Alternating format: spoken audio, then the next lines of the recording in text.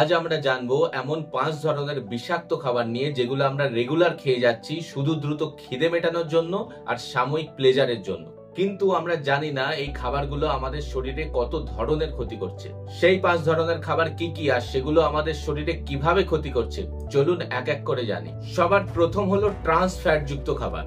এখন চারিদিকে এত ফাস্ট ফুডের দোকান আর দোকানগুলোতে খাবারগুলো কোন তেলে ভাজা হচ্ছে তা আমরা খুব ভালোভাবেই জানি। আর দ্রুত একটা স্ন্যাক্স এর জন্য আমরা দিনের পর দিন বিকেল আর সন্ধে হলেই এই ফাস্ট ফুড গুলো খেয়ে যাচ্ছি।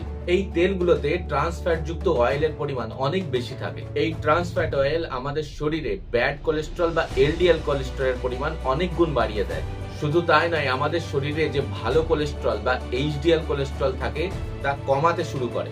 এই এইচডিএল কোলেস্ট্রল যা আমাদের হার্টের ফুয়েল বা জ্বালানির কাজ করে তা কমার কারণে, আর এলডিএল কোলেস্ট্রল যা রক্তনালীর মধ্যে জমে রক্তনালীগুলোকে আরো সংকীর্ণ করে দেয়, তা বাড়ার কারণে ভবিষ্যতে অল্প বয়সে হার্ট অ্যাটাক আর ব্রেন স্ট্রোকের সম্ভাবনা অনেক গুণ বাড়িয়ে দেয়। এবার 2 নম্বর হলো রিফাইন্ড ফুডস। রিফাইন্ড ফুডস অর্থাৎ যে খাবারগুলো অতিরিক্ত পরিশোধন করে তৈরি করা হয়, যেমন refined rice, refined wheat, refined oil. এই খাবারগুলো অতিরিক্ত পরিশোধনের কারণে এই খাবারগুলো নিউট্রিশন ভ্যালু একদম হারিয়ে ফেলে, আর এতে পড়ে থাকে শুধু র সুগার আর ফ্যাট।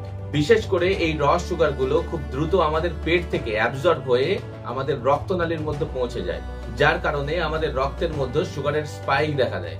আর এই রক্তে থাকা সুগার গুলো আমাদের কোষে পাঠানোর জন্য আমাদের প্যানক্রিয়াসের উপরে অতিরিক্ত চাপ সৃষ্টি হয় বেশি বেশি ইনসুলিন রিলিজ করার জন্য।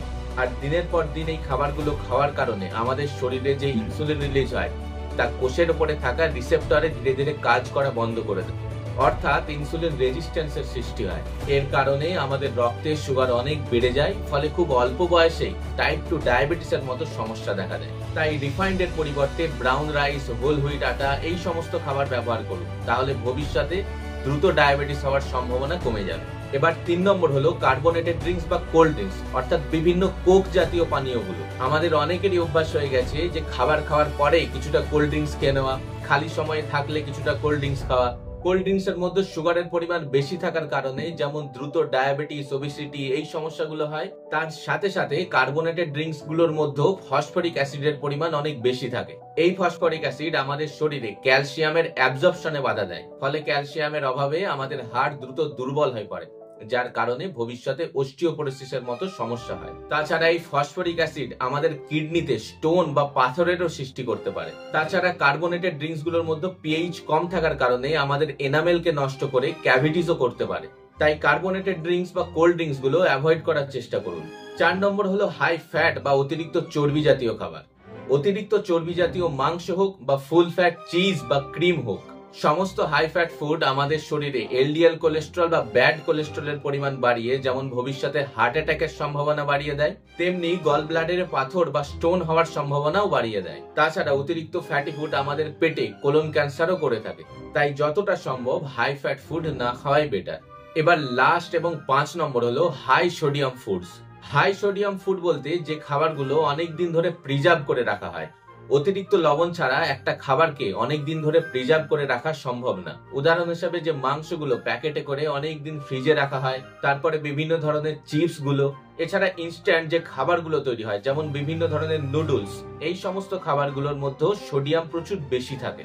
এই অতিরিক্ত সোডিয়াম আমাদের শরীরের মধ্যে জল ধরে রাখে, আর অতিরিক্ত সোডিয়াম আমাদের রক্তনালীগুলোকে স্টিফ করে রক্তনালীগুলোর ইলাস্টিক পাওয়ার নষ্ট করে দেয়। ফলে শরীরে অতিরিক্ত জল জমার কারণে আর রক্তনালীগুলোর ইলাস্টিক পাওয়ার নষ্ট হওয়ার কারণে আমাদের রক্তনালীগুলোর মধ্যে দ্রুত রক্তচাপ বেড়ে যায়, যার কারণে অল্প বয়সেই হাইপারটেনশনের মতো সমস্যা দেখা দেয়। তাই হাই সোডিয়াম যুক্ত খাবার যেমন চিপস, প্রসেসড মিট, তারপরে নুডলস, এই সমস্ত খাবারগুলো অ্যাভয়েড করার চেষ্টা করুন। বাজে খাবারগুলোর মধ্যে এই 5টি হলো অন্যতম। এই খাবারগুলো থেকে যতটা সম্ভব দূরে থাকার চেষ্টা করবেন, তাহলে ভবিষ্যতে বাজে বাজে রোগগুলো হওয়ার সম্ভাবনা অনেক কমে যাবে। আজকের ভিডিও এই পর্যন্তই। সকলে ভালো এবং সুস্থ থাকুন। ভিডিওটি ভালো এবং ইনফরমেটিভ লাগলে অবশ্যই লাইক, শেয়ার, সাবস্ক্রাইব এবং কমেন্ট করুন। অনেক অনেক ধন্যবাদ।